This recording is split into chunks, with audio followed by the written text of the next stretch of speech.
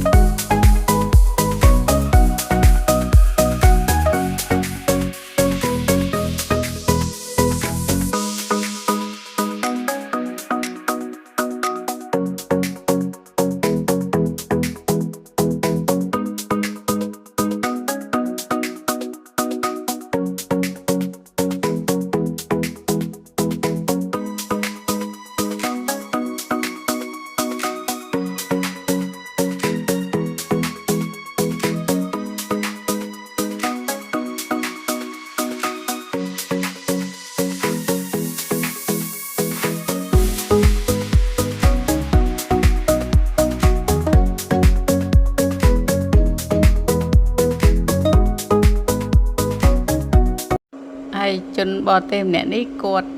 ចូលចិត្តจะไปដងវែងគាត់កំពុងថតវីដេអូจะไปដងវែងគាត់កំពុងច្រៀង